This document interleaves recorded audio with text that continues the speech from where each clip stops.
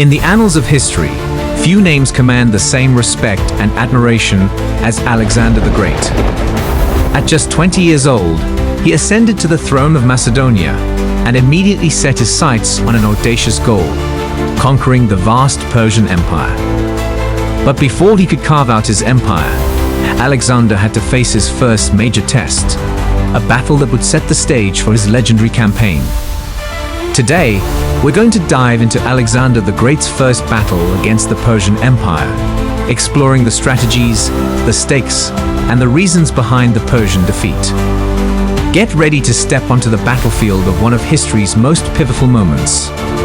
The year was 334 BC. Alexander, having recently secured his position as King of Macedonia, led his army across the Hellespont into Asia Minor, the edge of the Persian Empire. His goal was nothing short of extraordinary. He sought to avenge the ancient wrongs committed by Persia against Greece, and to fulfill his own vision of becoming a world conqueror. But standing in his way was the powerful Persian Empire, a vast and wealthy superpower that had dominated the known world for centuries. Alexander's first encounter with the Persians would take place on the banks of the Granicus River, a confrontation that would test his leadership, his strategy, and his resolve. As Alexander's army approached the Granicus, they were met by a Persian force that, while not the full might of the empire, was formidable. The Persians, commanded by local satraps, governors, had amassed a strong defensive position along the riverbank. They were bolstered by Greek mercenaries, seasoned warriors who knew the tactics and strengths of a Greek-style army like Alexander's. But Alexander was undeterred. He knew that victory here would send a powerful message to both his enemies and his own troops. And so he chose to strike swiftly and boldly, a hallmark of his future campaigns. As dawn broke over the battlefield, Alexander addressed his men, urging them to fight not just for glory, but for the future of Greece. His speech ignited their spirits, and with a cry that echoed through the ages, they charged toward the river. The Persians, confident in their defensive position, watched as Alexander's cavalry plunged into the river. The crossing was treacherous. The river was fast-flowing, and the banks were steep and slippery. But Alexander, leading from the front as always, was the first to emerge on the other side, his spear aimed squarely at the enemy. What followed was a brutal and chaotic melee. The Persians, using their high ground advantage, rained down arrows and javelins on the Macedonian forces. But Alexander's army, trained to perfection and fiercely loyal to their young king, pushed forward with relentless determination. The tide of the battle began to turn when Alexander himself engaged in direct combat with the Persian commanders.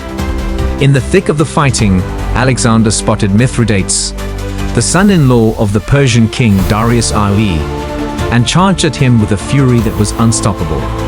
With a single thrust of his spear, Alexander struck Mithridates down, shattering the morale of the Persian forces. Seeing their leaders fall one by one under the ferocity of Alexander's assault, the Persian army began to waver. The Greek mercenaries, who had been hired to bolster the Persian ranks, were now isolated and surrounded. They fought bravely, but without the support of the Persian cavalry, they were no match for the disciplined Macedonian phalanx. As the battle raged on, the Persians were driven back, their lines breaking under the pressure. What had begun as a confident defense had turned into a desperate retreat. The Macedonians, spurred on by their king's heroics, pursued the fleeing Persians, cutting them down as they ran. By the end of the day, the battlefield was littered with the bodies of Persian soldiers, and the Granicus River ran red with their blood. Alexander had won his first major victory against the Persian Empire. But what led to this decisive defeat for the Persians? First, there was overconfidence. The Persian commanders underestimated Alexander's resolve and the capabilities of his army. They believed that their superior numbers and defensive position along the river would be enough to repel the Macedonian assault. They did not anticipate the audacity of Alexander's tactics or his willingness to risk everything on a single bold move.